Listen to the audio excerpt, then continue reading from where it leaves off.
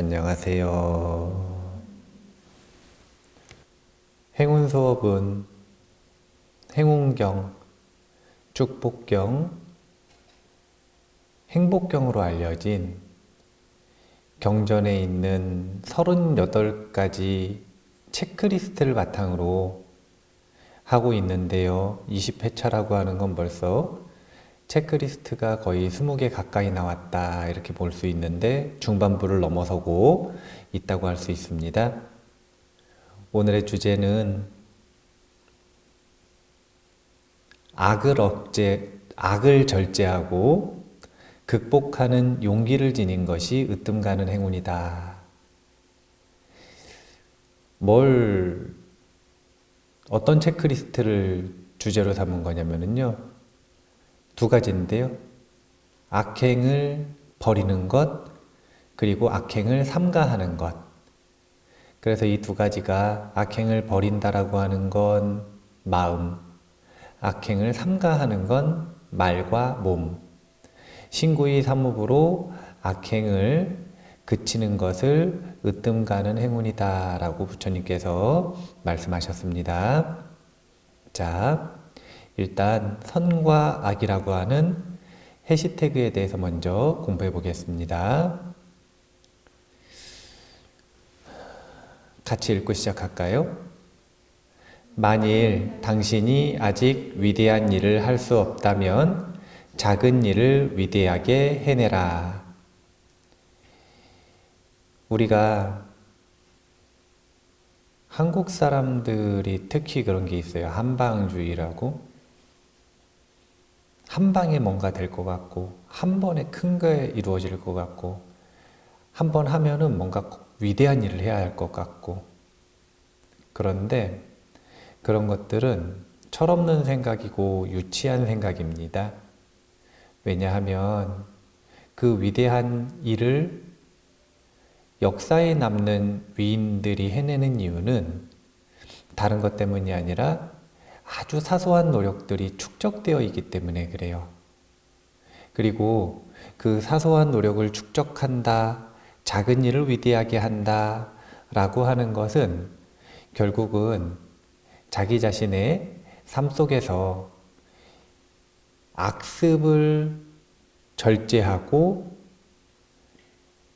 삶을 개선하기 위한 어떤 자신만의 철학과 기준을 가지고 선을 실천하는 용기를 내는 것. 이것이 반복되고 축적될 때, 그럴 때 우리의 삶은 변화하고 그 변화한 것 중에서 사실은 소수가 위대하다라고 하는 평가를 받을 수도 있는 것이겠죠. 하지만 그 과정이라고 하는 건 아주 정직합니다. 한 걸음 한 걸음은 다른 게 아니라 자기 자신의 삶을 개선하는 데서 시작된다. 개선한다 할 때도 선이 들어갔고 또 악을 절제하고 라고 하는 오늘의 주제에도 악이 또 들어갔잖아요. 그래서 선과 악이 무엇인지 한번 볼 필요가 있는데 갈림길의 헤라클레스라고 하는 작품이 있어요. 이런 작품이거든요. 작품 해설을 정확히 안 봐서 모르겠지만 지금 보면은 여인이 둘이 있네요. 여인이 둘이 있어요. 예. 둘이 이제 헤라클레스에게 무엇인가를 제안하고 있는 상황입니다. 그 내용을 요약하면 이렇습니다. 같이 한번 읽어볼까요? 욕망이란 여인은 자신과 함께 간다면 아주 쉽게 욕망을 마음껏 채울 수 있다고 헤라클레스에게 손짓했습니다. 반면 미덕이라는 여인은 자신을 따르는 길은 고난과 고통이 있지만 참된 행복을 얻을 수 있다고 말했습니다. 두 개의 갈림길에서 한참을 고민하던 헤라클레스는 무엇을 선택할 것인가 망설이다가 힘들어도 참된 행복의 길을 걷기로 결단하며 꿈에서 깹니다. 이것을 헤라클레스의 선택이라고 부릅니다. 이제 다양한 이 올림푸스 신들의 전설이 있지 않습니까? 그 내용 중에 하나인데 어느 날 헤라클레스가 낮잠을 잤는지 꿈을 꾸기 시작했다고 합니다. 그리고 그 꿈에서 예지몽에 가까운 아주 선명한 꿈을 꾼 건데요. 그것이 바로 이 헤라클레스의 선택이에요. 꿈속에서 고민이 많았답니다. 왜냐하면 욕망이라고 하는 여인이 보여주는 길은 아주 쉽다고 했고요. 그리고 아주 아름다웠고 아주 쾌락적이었고 그리고 원하는 것을 무엇이든 쉽게 얻을 수 있다고 했습니다. 그런데 미덕이라고 하는 여인이 보여주는 길은요. 스스로 이렇게 얘기했어요. 뭐라고 얘기했냐면 쉽지 않다. 어려울 것이다.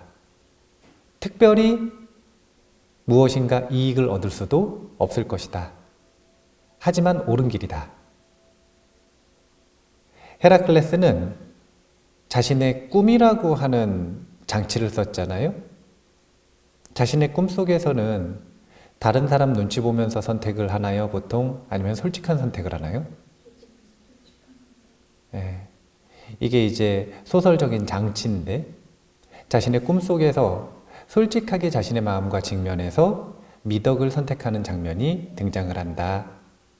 이 헤라클레스의 선택은 스토아파에서 미덕을 추구한다라고 하는 것, 미덕을 추구하기 위해 용기를 낸다라고 하는 것, 그리고 악습을 절제하는 절제력을 발휘한다라고 하는 것에 자주 등장하는 단골 예화라고 보시면 돼요.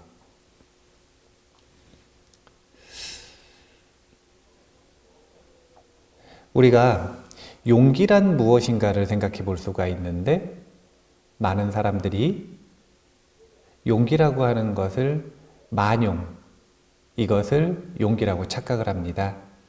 하지만 우리 삶을 개선한다라고 하는 공통의 명제를 가지고 있는 수행자들에게 있어서의 용기라고 하는 것은 악습을 버리고 선을 선택하는 힘입니다.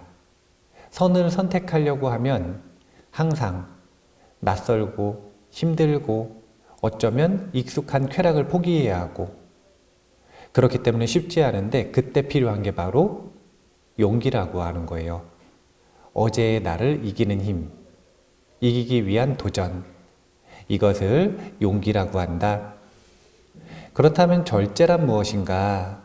절제라고 하는 것은 우리는 절제한다, 그럼 뭐 식탐을 절제한다든지 아니면은 뭐 쇼핑하고 싶은 욕구를 절제한다든지 뭐 이런 식이잖아요. 근데 그 모든 예시들이 공통으로 가리키고 있는 것은 무엇이냐면 악을 선택하지 않는 힘.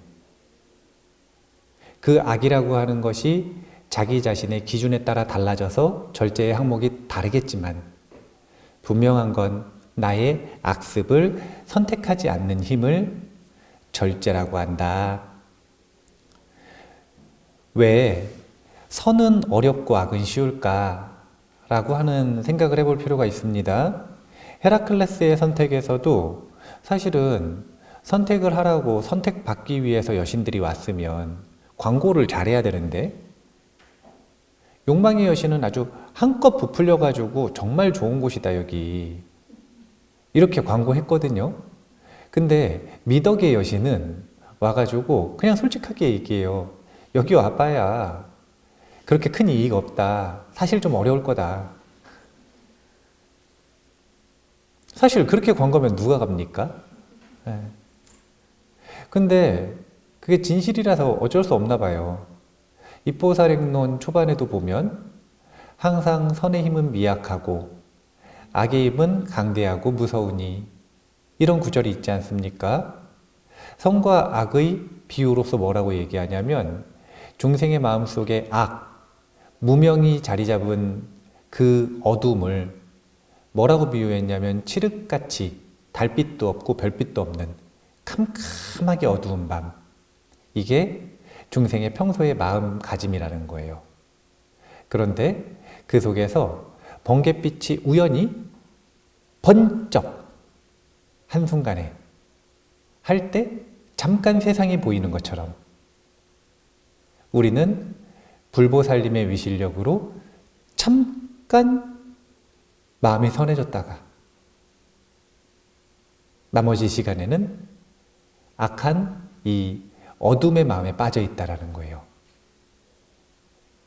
왜 도대체 선은 어렵고 악은 쉬울까? 생각해 본 적 있으세요?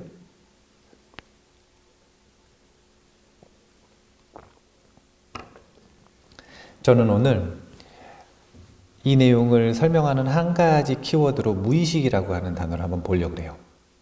한번 봐볼게요. 같이 읽어볼까요?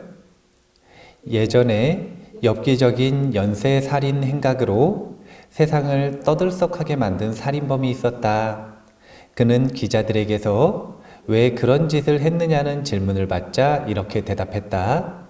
내 마음속에 악마가 있는 것 같아요. 대다수 사람들은 이런 말을 자신의 범죄 행위를 합리화하거나 변명하려는 살인범의 구차한 넋두리로 간주할 것이다. 그러나 일부 프로이트주의자들은 이 살인범의 주장에 동의할지도 모른다. 내용은 무의식에 휘둘리는 사람, 무의식을 다스리는 사람에서 인용했습니다. 우리가 이런 이야기들을 엽기적인 연쇄살인범에게서만 듣는 게 아니라 사실은 이런 핑계를 사실은 살아가면서 얼마든지 들을 수 있습니다. 넌 왜 그랬니? 그러면 제가 왜 그랬는지 모르겠어요. 제가 미쳤나 봐요. 제 마음에 이렇게 교양 없고 나쁜 사람이 있는지 몰랐어요. 우리는 무의식이라고 하는 것을 아직 충분히 연구하지 못했어요. 인류는.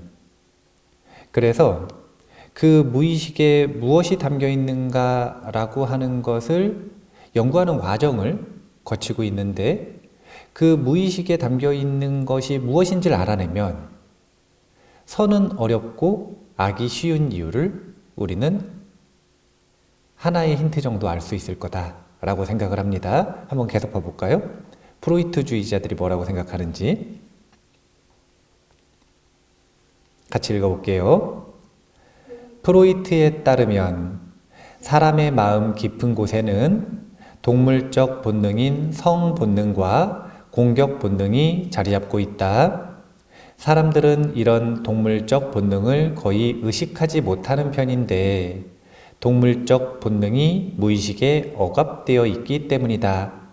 동물적 본능이 자기 마음대로 날뛰면 인류 문명은 붕괴되고 사람은 다시 동물로 전락할 것이다. 사람이 역사 무대에 등장한 첫날부터 지금까지 동물적 본능을 억압해오는 것도 이 때문이다. 하지만 성 본능이나 공격 본능은 사라질 수 없고 힘이 강해서 완벽하게 억압할 수 없다. 항상 억압을 뚫고 분출하려는 동물적 본능은 적절한 계기가 생기면, 즉 억압이 약해지는 상황이 조성되면 바로 이때다라고 외치면서 뛰쳐나온다. 그러니까 우리의 무의식에는 억압된 무엇이 숨겨져 있다는 거죠? 동물적 본능이 숨겨져 있다는 거죠. 근데 프로이트 선생님이 동물적 본능을 성 본능과 공격 본능이라고 표현을 했지만 저는 이걸 뭐라고 표현하냐면 생존 본능이라고 표현을 합니다. 왜 공격하려고 하죠? 네. 왜 성본능이 있냐면 자신이 아니라 종의 영생을 추구하는 거예요. 그것으로라도 본인의 영생의 대체제를 찾는 겁니다. 생존 본능이거든요. 이 생존 본능을 근본으로 생존하고 싶다, 나라고 하는 것이 존재한다, 이걸 탐진치 중에 치라고 하는 거예요. 그러면 나는 영원히 생존했으면 좋겠다, 최대한 오랫동안 생존했으면 좋겠다, 이걸 탐이라고 하는 거예요. 근데 그게 뜻대로 안 되니까 공격성이 나오는 겁니다. 이게 탐진치의 발생이에요. 그런데 그 탐진치가 전부 다 인간다움이라고 하는 것에서 우리가 드러내놓고 할 수 없는 행위들이기 때문에, 사실은 범죄에 가까운 행위들도 있기 때문에 인류 사회가 형성되면서, 그전에는 사실은 마음에 안 들면 사람을 때려서 죽였대요. 사회가 고도화되기 전에, 법체계가 고도화되기 전에는. 그리고 사실은 법체계가 어느 정도 고도화된 다음에도 계급사회에선 또 마음에 안 들면 때려서 죽여도 되는 사람이 있었대요. 요즘에 보면 정말 야만적이고 말도 안 되는 일, 너무너무 동물적인 그런 일들이 인류 사회에 원래 있었다는 거예요. 그런데 지금 어떻게 우리가 그것을 억압해서 가둬놓은 것이냐? 소화시키지 않았어요. 지혜로 승화시키지 못했습니다. 어떻게 했냐면 억압했어요. 어떻게 한 거냐면요, 잔소리를 끊임없이 들었어요. 엄마한테, 아빠한테 잔소리를 끊임없이 들었어요. 너 그렇게 하면 안 된다. 그거 행동 그렇게 하면 안 된다. 너 그런 행동하면 안 된다. 끊임없이 잔소리 듣고, 또 학교 가가지고 교육을 통해서, 미디어를 통해서 온갖 잔소리를 들어가지고 어떻게 하는 거냐면, 나는 이러이러한 행동을 하면 안 된다 라고 생각을 어디에다가 숨겨놓은 거냐면 무의식에다가 숨겨놓은 겁니다. 그러면 무의식이 발동되는 순간, 무의식이 나를 지배하는 순간, 나는 어떻게 되기가 쉬운 거냐면 악해지기가 쉬운 거예요. 항상 억압한 건 튀어오르게 되어 있어요. 왜 선은 쉽고, 선은 어렵고 악은 쉬운가? 왜 선을 절제하는 게 절제가 되고 악을 실천하는 게 용기가 돼야 되는데, 그래야 사회가 좋은 거거든요. 생각해 보세요. 선을 실천하는 건 다른 사람들한테 찬탄을 받습니다. 공덕이 돼서 이익으로 돌아오거든요. 그러면 선을 좀 욕심을 덜 내야 돼, 사실은. 악을 실천하잖아요? 그러면은 감옥 가요. 경제적인 손해를 봐. 여차하면 내 생애도 안 좋아요. 거기다가 가장 중요한 건 내 마음이 짐승처럼 변해요. 그러면 이거는 굉장한 리턴이 있음에도 실천을 하는 거잖아요. 그러면은 그 피해를 내가 감당하겠다고 하는 용기를 내야 되는 거예요, 사실은. 그런데 왜 악을 그만두는 것이 절제고 왜 선을 실천하는 것이 용기인가? 그만큼 난이도가 차이가 나기 때문이다. 선은 억눌려 있지 않아요. 하지만 악은 억눌려 있습니다. 그 억눌려 있는 뿌리, 우리가 그것을 생각을 해볼 필요가 있다. 그래서 무의식에 대해서 좋은 표현이 있어가지고 제가 소개를 해드릴게요. 무의식이라는 게 무엇인지 정의하는, 같이 읽어볼까요? 무의식은 망각된 것들이다 라는 표현은 사실 정확하다고 할 수 없다. 원칙적으로 망각이란 뇌의 저장고에서 완전히 사라졌다는 것을 의미하기 때문이다. 하지만 무의식적, 암묵적 기억의 사례들에서 보듯 망각이 과연 기억이 완전히 상실한 결과인지는 분명하지 않다. 다시 말해 망각이 기억을 완전히 상실한 것인지 뇌에 여전히 저장되었지만 회상이 불가능한 것인지 구분하기가 매우 어렵다. 따라서 망각을 의식에 떠올릴 수는 없지만 뇌에 저장되었을 수도 있는 것까지 포함하는 의미로 사용한다면 무의식을 망각된 것들이라고 말하는 것은 타당하다. 그래서 저는 원래 이전에는 무의식을 의식하지 못하는 마음을 무의식이라고 말하는 걸 좋아했는데, 그것보다 조금 더 분명한 표현인 것 같아요. 무의식은 망각된 것들이다. 여기서 망각이라고 하는 건 두뇌에서 완전히 지워졌다, 마음에서 완전히 지워졌다가 아니라 무의식에 숨겨져서 인출이 불가능한 것. 저장은 되어 있는데 인출이 어려운 거죠. 이걸 무의식이라고 한다. 이 표현이 조금 더 개인적으로는 좀 입체적이고 시각적이라는 느낌이 있어서 이 표현을 가지고 와봤습니다. 그러니까 우리가 무의식을 다스리는 사람인지 무의식을 휘둘리는 사람인지 이것이 선과 악을 선택하는 힘, 용기와 절제에 따라 달라지는 것이다. 이렇게 정리하고 넘어갈게요. 그 다음에 습관이라고 하는 키워드에 대해서 한번 보겠습니다. 업의 변화인데요. 선과 악 이렇게 이야기를 할 때는 그 행동에, 그 선택에 성질을 논하는 거잖아요. 그런데 그 성질의 행동을 행위로 옮기고 그리고 그것이 업력으로 나누면 이제는 선과 악이 아니라 업의 영역으로 들어가는 거예요. 습관에 대한 이야기 한번 보죠. 삶을 변화시키는 4단계가 있다고 이야기를 합니다. 1단계는 신, 믿음의 영역이에요. 1단계가 신이면 4단계는 어떻게 될까요? 신해행증이 되겠죠. 네. 1단계는 일단 믿음의 영역이에요. 이고등락이라고 하는데 헤라클레스는 어떻게 악습을 절제하고 선을 선택할 수 있었는가? 미덕을 선택할 수 있었는가? 사실은 일반적인 사람들이 악습을 절제하고 선을 선택한다고 하는 것도 대단한 일이거든요. 그런데 헤라클레스 정도 되는 사람이 이런 선택을 하는 건 사실은 쉬운 일이 아니에요. 왜냐하면 힘을 갖췄기 때문에 얼마든지 악습을 선택해서 휘두르고 싶다면 얼마든지 누릴 수 있는 조건을 갖췄기 때문에 그래요. 그래서 유혹이 훨씬 더 강렬할 수도 있어요.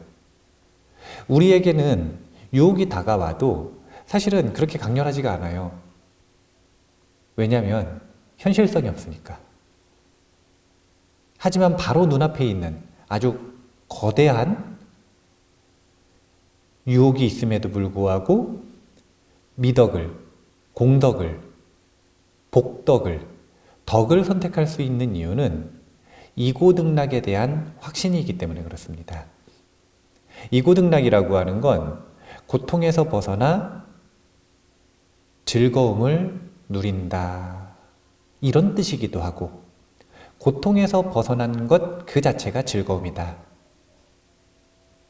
이런 뜻이기도 해요. 두 가지는 뉘앙스가 조금 다릅니다. 그런데 이 이고등락에 대한 믿음이 일단 1단계로 시작이 되어야 삶을 변화시키는 여정은 출발할 수가 있는 거예요. 의심이라고 하는 건 자연스럽게 일어나는 일입니다. 그런데 근본 번뇌의 손에 꼽히고요. 그리고 우리의 삶을 변화시키지 못하는 족쇄 중에 족쇄로 손에 꼽히거든요. 불선업이에요. 왜 그런 평가를 받는가? 의심이 일어나는 것은 자연스럽지만 해결하지 못하면 앞으로 한 발자국도 나아가지 못하도록 만드는 게 바로 의심이기 때문에 그래요. 그리고 의심이 더욱 강렬해지면 뒤로 물러나도록 유도하는 것이 의심이기 때문에 그래요. 1단계는 무조건 신, 무엇을 믿는 것인가? 이 법이 나를 이고등락하게 할 것이다. 이것을 믿는 것에서 시작한다. 사성제의 기준에서 보면 고에서 벗어나기를 희망하다. 이렇게 볼 수 있고요. 2단계는 신해, 믿음 이후에 그 믿음의 대상인 법을 이해하는 것인데 이것을 전미계오라고 합니다. 저는 구를 전자를 써요. 미는 미혹할 미자입니다. 그래서 미혹함, 어리석음을 굴려서 개, 열다 이런 뜻이고요. 5. 깨치도록 한다.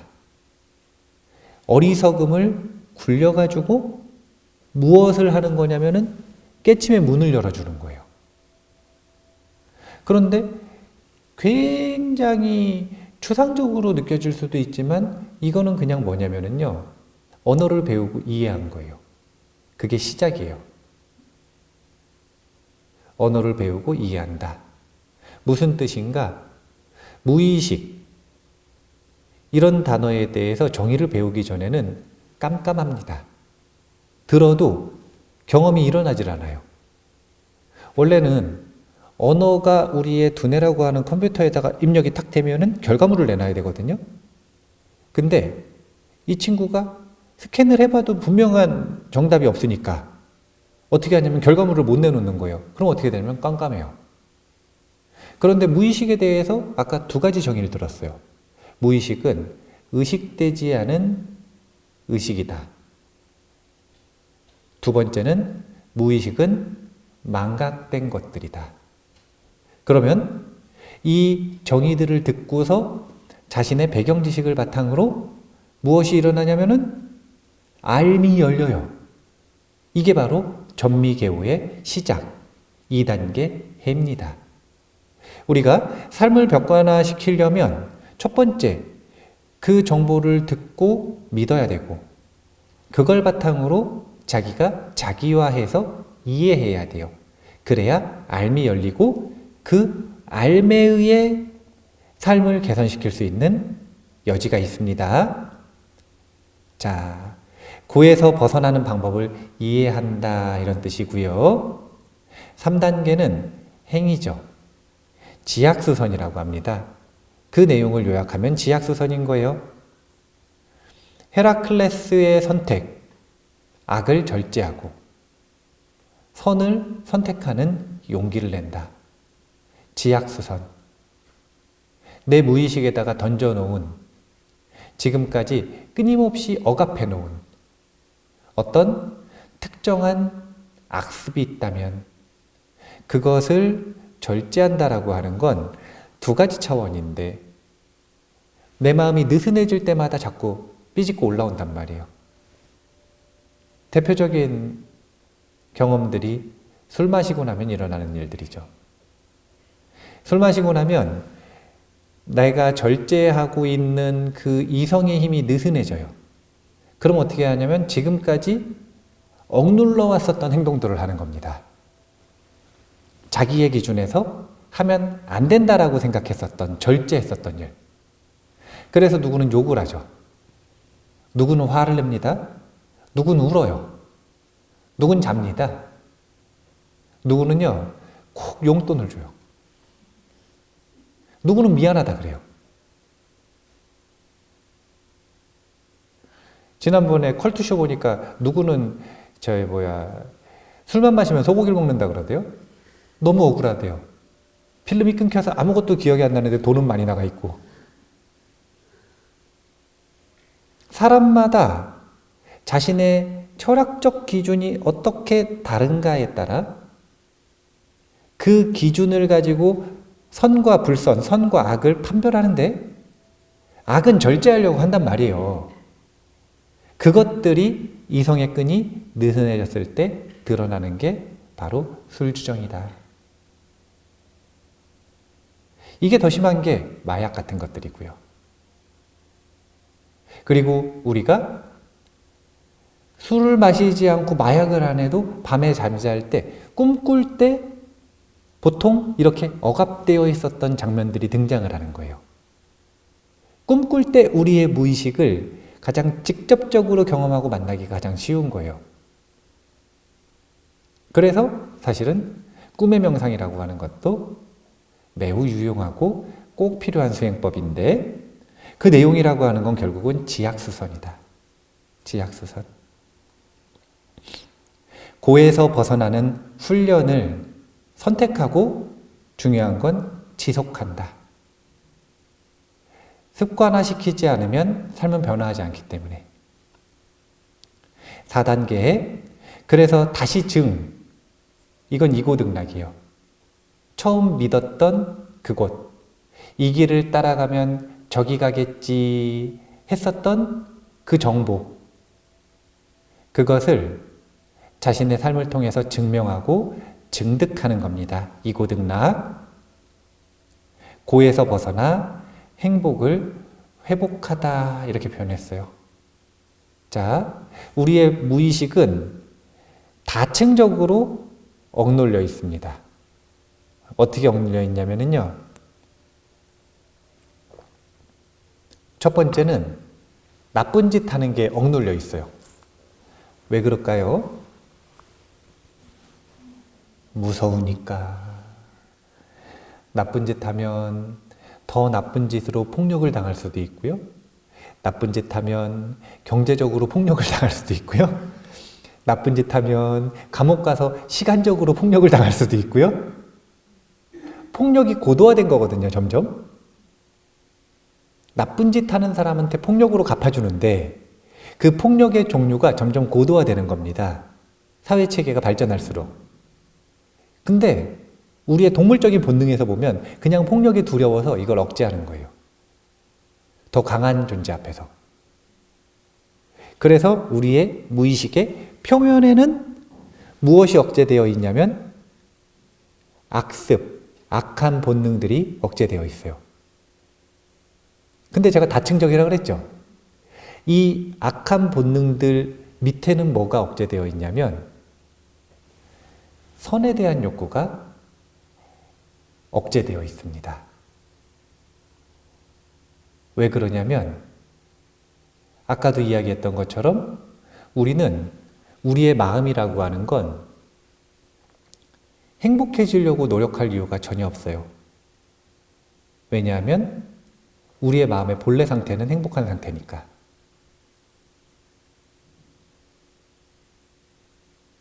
그래서 스님들이 삼매수행을 한다라고 이야기를 하는데 삼매수행을 할 때 하는 일은요. 어떤 새로운 마음을 익히는 건 단 하나도 없어요. 뭐만 하냐면요. 탐욕을 덜어내는 일, 분노를 덜어내는 일, 그리고 깨어있는 일.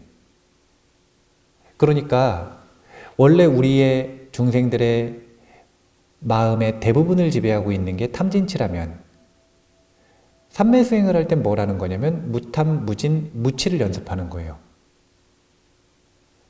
무탐, 무진, 무치를 연습하면 마음의 불성이 드러난다고 표현을 하는데 자비와 지혜와 평화와 행복이 드러난다고 합니다. 이걸 금강경에선 안심이라고 표현해요.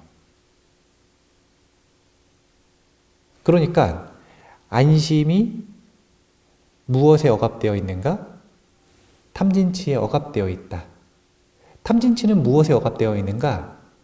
사회 규범부터 시작해서 그것을 두려워하는 이성의 작용에 의해 억압되어 있다. 그렇기 때문에 사실은 이 억압되어 있는 것들을 치우기만 하면, 그래서 처음에 수행을 할 때는 어떻게 수행을 한다라고 이야기하냐면 악을 그치는 수행을 한다. 처음에 이렇게 얘기하는 거예요. 두 번째는 어떻게 이야기를 하냐면 선을 회복하는 수행을 한다. 그리고 세 번째가 뭐냐면 선도 악도 하지 않는 수행을 한다. 선업도 악업도 짓지 않는 청정을 수행한다. 그게 차례대로 억압되어 있는 것에서 벗어나는 방법들이에요. 수행자는 처음 수행을 시작할 때 무엇도 억압하지 않습니다. 그렇기 때문에 악을 마주하고 절제하는 용기를 내야 하는 거예요. 마음의 쓰레기통이라고 불리는 또 다른 별명이죠. 무의식. 이 무의식에다가 억압되어 있는 악습들을 집어넣어 놓고 청소를 안 하면, 그러면 쓰레기는 계속 쌓이고 그 안에서 썩는 거예요. 그렇기 때문에 솔직해지고, 그렇기 때문에 마음을 직면하고, 그렇기 때문에 내 자신의 악업, 오염된 업, 더러운 면, 내 안에 사는 악마, 이런 마음을 있는 그대로 보려고 노력을 하는 겁니다. 굉장히 괴롭죠. 그거 자체가 용기고, 그럼에도 거기에 끌려다니지 않는 것이 절제고, 이 과정을 거쳐야 그 다음에 그 밑에 있는 선을 회복시키는 노력들을 할 수가 있는 거예요. 그리고 선업에서도 자유로워지는 청정으로 나아갈 수 있는 겁니다. 이 악업을 이겨내는 용기와 절제 없이, 그리고 그 노력의 시간 없이 갑자기 깨칠 수 있는 사람은 없다. 4단계까지인데요. 핵심은 습관이에요. 같이 읽어볼게요.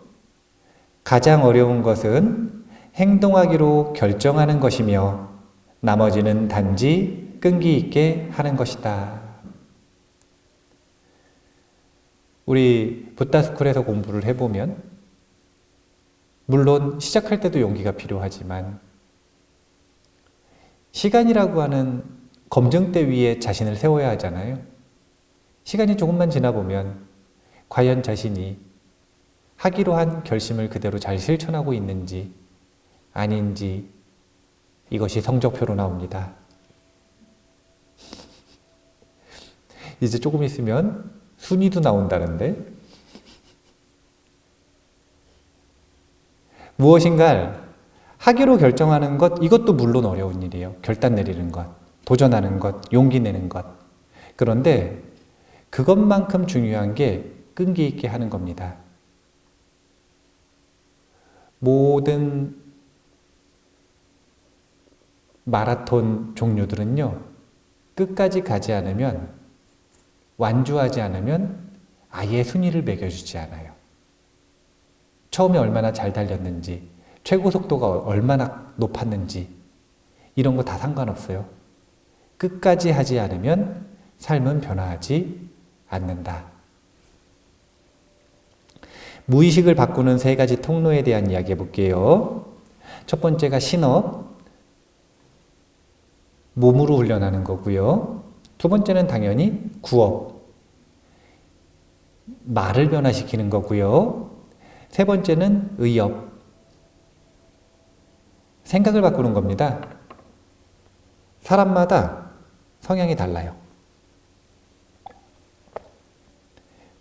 신구이 삼업 중에서 불교에서는, 붓다의 가르침에서는 무엇이 항상 가장 중요하다고 이야기하나요? 생각이 근본이라고 항상 얘기하잖아요. 마음이 근본이다. 몸과 말의 행동들은 마음을 따라오는 거거든요. 마치 마차 바퀴가 말을 따라가듯이, 마치 그림자가 사람을 따라가듯이. 그래서 신구의 할 때 마음이 의잖아요. 신업하고 구업을 사이업이라고도 표현합니다. 사이업. 무슨 뜻이냐면 의업이 다 끝난 다음에 따라오는 업이라는 뜻이에요. 의업을 바탕으로 해서 말이 나오고, 의업을 바탕으로 해서 행동이 나오고. 저는 아무 말이나 하는데요? 생각을 안 하고? 저는 전혀 생각을 하지 않았는데 행동을 그냥 했어요. 그래서 아까 무의식 얘기했잖아요. 무의식이라고 하는 건 망각하고 있는 상태라니까요. 본인이 어떤 생각을 하고 있는지 모르고 있는 상태. 그런데 대부분의 그 모든 말과 행동들은 이렇게 의업을 바탕으로 하고 있다. 그래서 불교계에서는 끊임없이 강조하는 게 뭐냐면 마음문 하나만 지키면, 그러면 신업과 의업은 당연히 지킬 수 있다. 삶을 지킬 수 있다. 라고 하는 걸 끊임없이 강조한단 말이에요. 무엇을 파고드는 거냐면 근본을 파고드는 겁니다. 이게 중요하고 이거 하나만 바뀌면 나머지가 다 바뀌니까. 그런데 수많은 수행자들이 신구의 삼업을 바꾸기 위해 노력을 하는 걸 수행이라고 하거든요. 근데 수행에 실패하는 경우가 있어요. 수행이 진도가 빨리 안 나가요. 진척이 늦어요.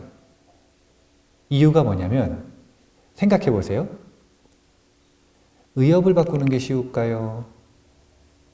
신업, 행동을 바꾸는 게 쉬울까요? 구업, 말을 바꾸는 게 쉬울까요? 말을 바꿀지, 행동을 바꿀지, 생각을 바꿀지는 사람마다 다 다르지만 뭐가 가장 어려운지는 분명할 것 같아요. 생각을 바꾸는 게 가장 어려워요. 왜 어렵냐면 망각하고 있는 걸 어떻게 바꿔요?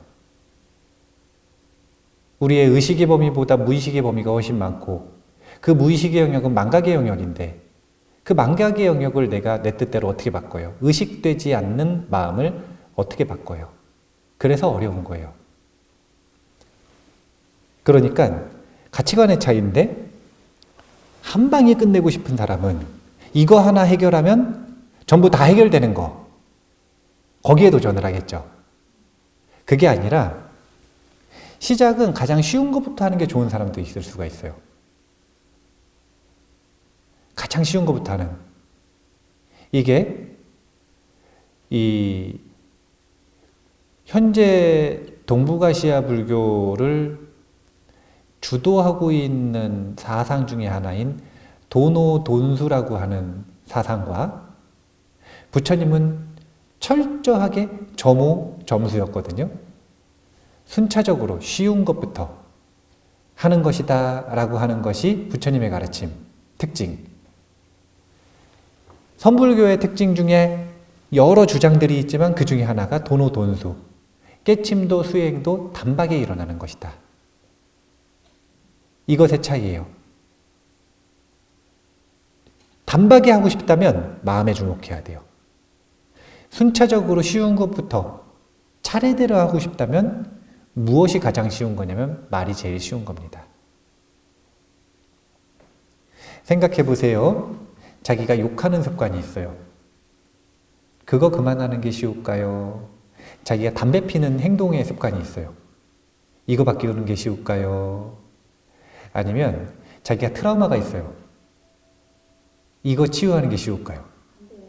사람마다 다르다라고 이야기하는 건 두 가지인데 그걸 바꾸고자 하는 동기의 강함과 약함이 있고요. 두 번째, 얼마나 뿌리 깊게 익숙한가. 이것에 따라 달라요. 욕을 모든 사람한테 하는 게 아니라 특정 친구 만났을 때만 한다.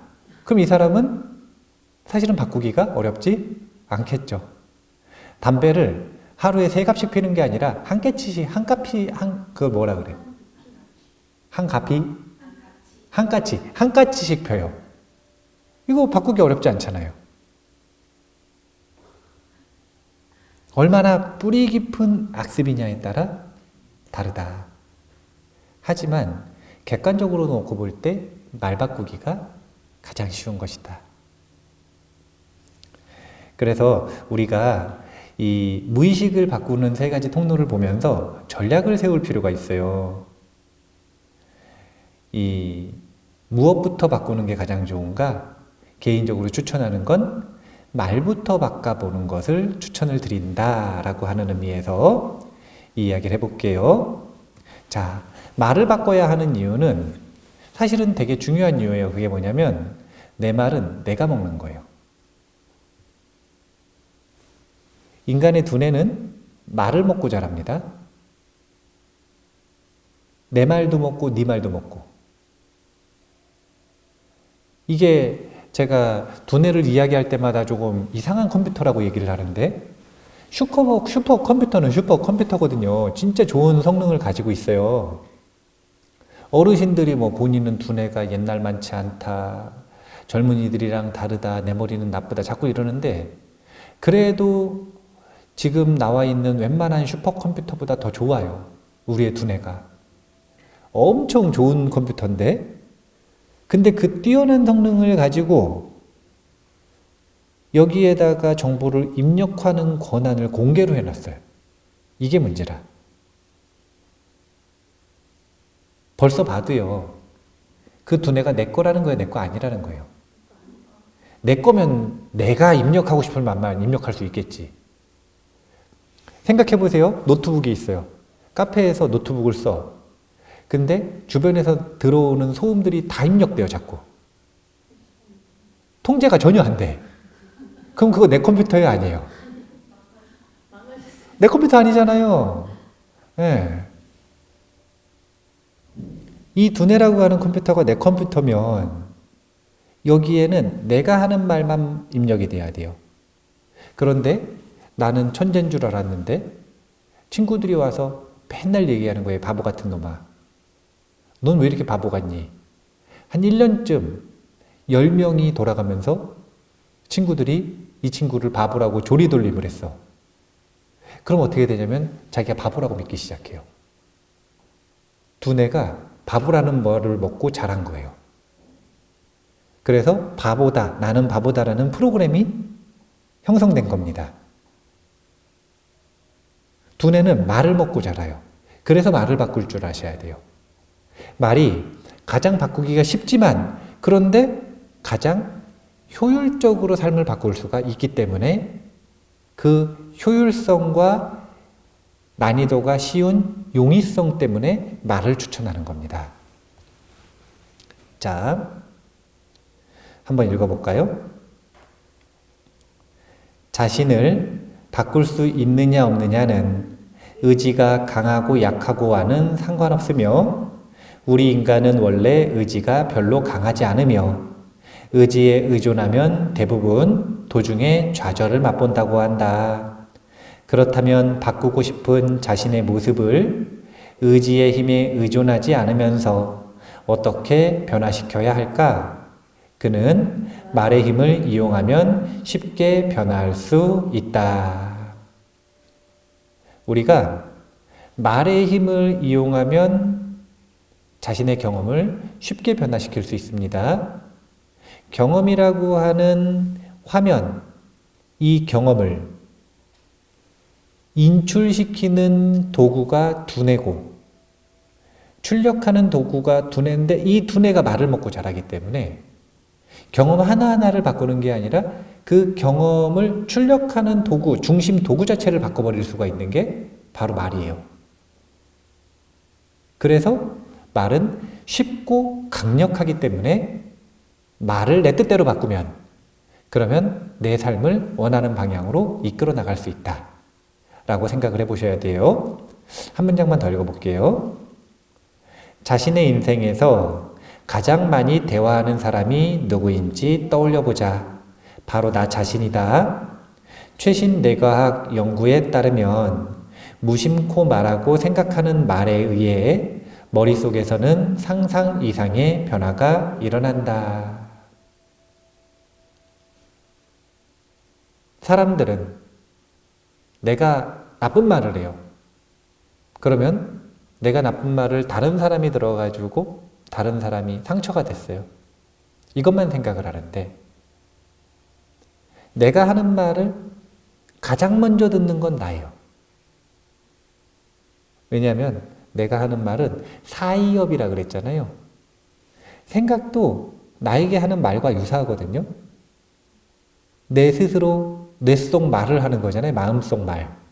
마음속 말을 먼저 해요. 그래가지고 할까 말까 결단을 내리다가 하기로 결정을 했어요. 그러면 어떻게 하냐면 또 이제 문장을 구성을 해요.